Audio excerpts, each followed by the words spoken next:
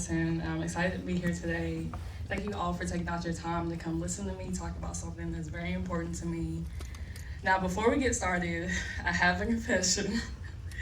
I became a writer because I thought it meant that I would only talk to imaginary people and not real big crowds of people. So, bear with me tonight. In all seriousness, today isn't just about introducing the book for me, it's about introducing the reason behind the book in a series. Because stories have always meant so much more to me than just entertainment. Stories have helped me understand people and they help me understand myself. Sometimes stories even help me heal. My book is called Library of Life, and its tagline is "Every person has a story worth telling." I believe that with my whole heart. And by the end of today, I hope you do too. So before we dive into the book, let me tell you a little bit about the person who wrote it. So hi again, my name is Madison. I'm 22 years old. I was born in Mississippi and I moved to Memphis about 4 years ago. And I've loved to tell stories for as long as I can remember. This picture of me, the baseball card, was actually taken when I was 7 years old. And back then I wasn't dreaming about publishing books, but I was a kid constantly having a story run through her head. I was always asking myself questions like, what if? What if ordinary people discovered secret worlds? What if someone was hiding a huge secret? What if one decision changed everything? I didn't know it back then, but those little questions eventually would become novels. As I got older, that love for storytelling turned into something much bigger. It became something I wanted to spend my life doing. I love mysteries, contemporary young adult fiction, action, adventure, and mythology. So basically, if someone disappears, there's a prophecy, or everyone has emotional trauma, I'm definitely reading that book. But eventually I realized I didn't just want to read stories anymore. I wanted to write stories that other people can relate to.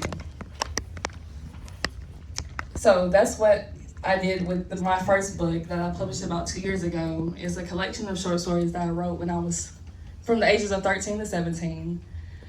And I like sharing this because I think people sometimes assume writers wake up one day and magically publish a novel. And as much as I wish that was the case, it's not. The truth is every writer starts somewhere. This book isn't perfect, but it represents something so much more important. And I think that's and it represents starting. And I think that's true for almost anything in life. You don't have to be perfect before you begin. You just have to begin. So if you'd like to check it out later, here's the QR code right here on the slide. But while I was writing short stories, I realized there was one story I couldn't stop thinking about. This is probably my favorite slide because this is the question I get asked constantly. Why writing? I think it's because at first I fell in love with writing because I love creating worlds. As a kid, books let me go to places I've never been, experience things I've never experienced, and meet people I've never met. I didn't just want to visit those worlds anymore, I wanted to build them. But somewhere along the line, writing became about something much deeper. I realized stories have this incredible ability to make people feel understood. Have you ever finished a book and thought, wow, someone actually understands what I'm feeling? That's powerful. And I wanted to create that feeling for someone else. So when I started writing Library of Life, my goal simply wasn't to entertain readers. My goal was to remind them you're not alone.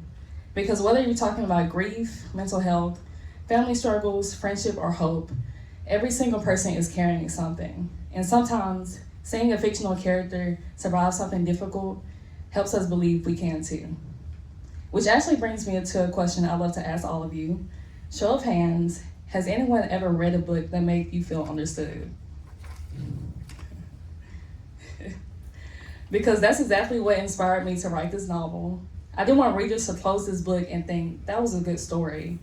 I wanted them to close it thinking, I needed that. Because sometimes the right story at the right moment can completely change someone's life. So let me tell you about where Library of Life really began. Every story has an origin. Maybe sometimes it's a single conversation, a place, or a memory. For me, it started with one question. What story did I wish I had when I was younger? Growing up, I loved reading. I saw characters who were brave, characters who saved the world and fought off monsters. And while those stories mattered, and as much as I loved them, I rarely saw someone who looked like me or someone who lived with the kind of challenges I was facing. So eventually I stopped asking, why hasn't anyone written that story? And I started asking, why can't I? I was born with a condition called hydrocephalus. Growing up, it shaped the way I saw the world. It taught me that you never know what someone else is carrying. A person can laugh, smile, make good grades, show up every day, and still be fighting a battle that nobody knows about. The more people I meet, the more I realize that's true for almost everyone. Some people carry grief, some carry anxiety, some struggle with addiction, some are dealing with family problems, some feel completely alone, even when surrounded by people. So instead of writing perfect teenagers, I wanted to write about real teenagers. Teenagers who make mistakes, who hide things, who say the wrong thing, who grow, heal, and remind us that being human is messy. I hope when readers finish Library of Life, they don't just remember the plot. I hope that they remember how it made them feel. I hope they close this book thinking, maybe I'm not as alone as I thought. And one of my biggest inspiration for one of the main characters comes from something that's been a part of my life since the day I was born. So this is usually the point where I say the word hydrocephalus and everyone gives me the exact same look. You know, the look that says, I'm sorry, hydro what? So let me explain it in the easiest way I know how. Hydrocephalus is when, your brain is constantly making a clear fluid called cerebrospinal fluid, and normally that fluid flows inside your brain, protects it, and drains away. In my case, that fluid doesn't drain away like it's supposed to. It builds up and it creates pressure inside the brain. I like to compare it to a sink. Imagine turning on the faucet but plugging the drain. At first, everything seems fine, but eventually the water has nowhere to go. That's similar to what happens with hydrocephalus. The pressure can cause severe headaches, vision changes, memory problems, balance issues, and if it's not treated, it can become life-threatening. I've had multiple brain surgeries because of it, but here's something really important. I don't share that so people want to feel sorry for me. I share it because it's a part of my story, and every person has parts of their story that shape who they become. This just happens to be one of mine. So when I was writing one of my main characters, I wanted readers living with chronic illnesses or disabilities to finally see someone who understands what it's like. But I also wanted readers who don't have those experiences to better understand the people around them. Because sometimes empathy begins with simply hearing someone else's story. That's really what this book is about, understanding each other. So let me introduce you to the 4 characters at the heart of the story.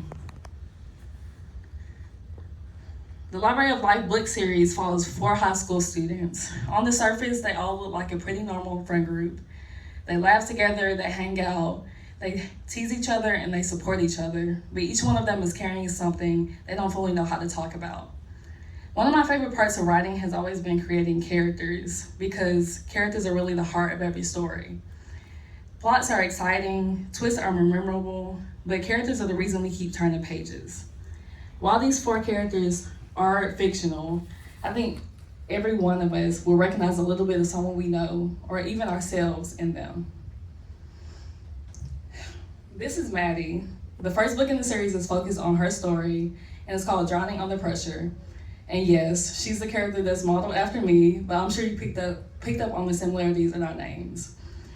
Maddie's living with hydrocephalus while trying to convince everyone, including herself, that she's okay. Maddie's thoughtful, creative, the kind of person who notices when someone isn't okay and before they even say a word. But she's also someone who believes she has to carry everything by herself. She spends so much time trying to protect the people around her that she forgets to let them protect her. And honestly, I think a lot of us do that. We convince ourselves, I don't want to burden anyone. I'll deal with it myself. I know I've said these phrases to people I care about before, but Maddie's journey teaches her something incredibly important. Strength isn't pretending you're okay.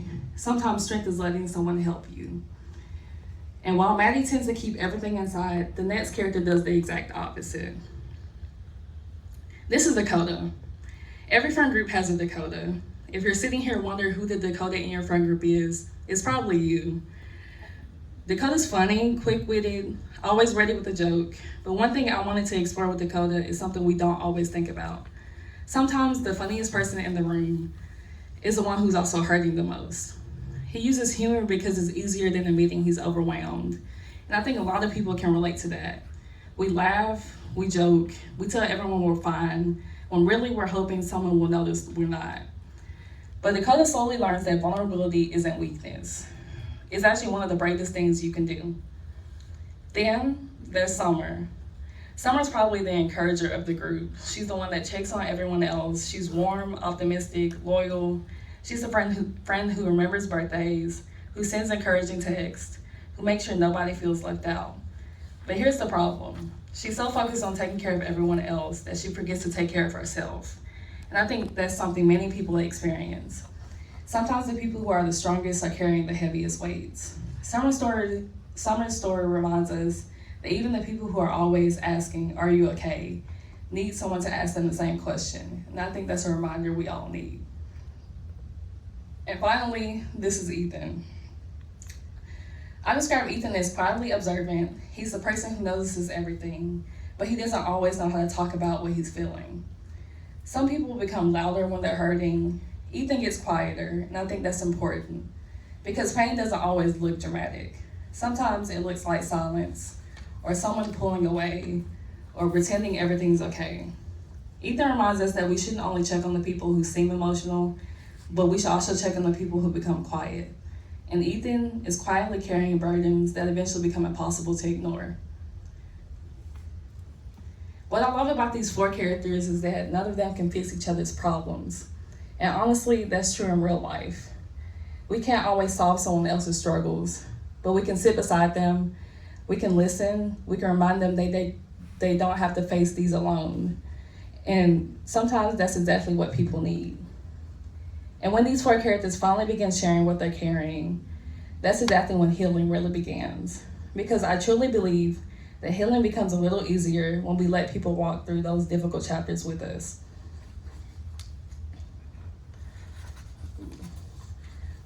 Every writer has something they hope readers carry with them after the last page. For me, it just wasn't the characters or the plot, it was the message. So next, I'd love to share some major themes that are woven into every chapter and create the heartbeat of Library of Life. I could probably spend an hour talking about themes, but I promise I won't. The themes on this slide are essentially important to me. Healing. I think social media sometimes gives us this picture that healing happens overnight.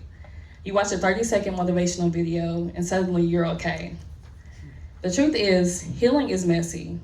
Sometimes you move forward, sometimes you take 3 steps back, and sometimes getting out of bed is a victory. I wanted my characters to experience healing the way real people do, slowly, imperfectly, but honestly. The second theme is friendship. One of my favorite things about this story is that none of the characters actually solve each other's problems. They can't, and neither can we, but they stay, they listen, they offer support. They remind each other they're not doing this alone. And I think that's one of the greatest gifts we can give each other. Not perfect advice, just our presence. The last thing on this slide is mental health. I wanted to write about mental health in a way that felt honest. Not hopelessness, not unrealistic, just honest. Because every single person in this room knows someone who's struggling. Maybe it's a friend, a sibling, a parent, or maybe it's you. And I hope this book reminds readers that asking for help isn't weakness, it's courage. And these ideas continue throughout the rest of the story. The next 3 themes are just as important. I don't think resilience means pretending everything's okay. I think resilience means deciding to keep going even when things aren't okay. Every single one of these characters reaches a point when giving up will feel easier, but they don't. And honestly, I think that's something we all do. We keep showing up even on hard days. If you remember one word from today's presentation, I hope it's this one. Did you see what I did there? I've always believed that hope isn't pretending life is perfect. It's believing tomorrow can be different, even when today hurts. And that's really what Library of Life is about. Not avoiding difficult chapters, but believing difficult chapters aren't the ending. The final thing is finding your voice. When I was younger, I thought finding your voice meant becoming louder. I don't believe that anymore. I think finding your voice means learning to tell your story honestly. It means asking for help and saying, I'm not okay. And I think that's one of the bravest things we can do. So how do all of these ideas become a book? I wish I could tell you I sat down, typed for 2 weeks, and suddenly have a finished novel. My laptop would love that. But that's definitely not how it works. Every story starts with one tiny question. What if? What if 4 teenagers who all believed they were alone discover they're actually stronger together? That's where this book started. I created character profiles, I outlined, I wrote scenes, I deleted scenes, I rewrite scenes, I questioned every life decision. And eventually, I have a finished draft of a book. I've learned that writing isn't about getting it perfect the first time. It's about showing up time and time again until the story finally becomes what it's meant to be. And of course, the process comes with plenty of challenges. I think people sometimes imagine writing a novel is just waiting for inspiration. But inspiration is wonderful, but discipline finishes books. The first challenge with writing this book was talking about sensitive topics respectfully. I want a reader to experience all the things these characters experience, to not feel like a stereotype or not be defined by their struggles, but understood. The second challenge was balancing 4 main characters. Each one has their own voice, their own struggles, their own personality, and making sure they felt like real people was one of the hardest parts of writing this novel. The final challenge was learning patience. I'm someone who loves checking things off a to-do list, so writing a book has been one of the longest lessons in patience I've had in my life. But I've learned something. Stories take time, people take time, and healing takes time. And maybe that's okay, because the best stories aren't rushed. And that brings us to the reason I wrote this story. Before I open it up for questions, I want to leave you with one final thought. We talked about writing, friendship, mental health, healing, and the characters in Library of Life. But underneath all of those things, there's one message I hope that stays with you. We all have chapters we rather skip. Chapters filled with grief, fear, mistakes, uncertainty. Sometimes those chapters are so difficult that we start believing they define who we are, but they don't. One difficult chapter doesn't define how the entire book ends. And that's true for Maddie, Dakota, Summer, Ethan, and I believe it's true for us too. So when I started writing Library of Life, I thought I was simply writing a book. But somewhere along the line, I realized I was writing a reminder that every person has a story, a reminder that every person has struggles that others may never see, and every person deserves compassion. So whether you leave here today remembering the title of my book, or one of my characters, or even just one sentence from this presentation, I hope is this: everybody has a story worth telling, including you. Thank you for letting me share a chapter of my story with you today. And I'll be happy to answer any questions you have. Yeah, 1 minute. You can also scan this QR code to share your feedback. And as a questionnaire on which character you relate to the most.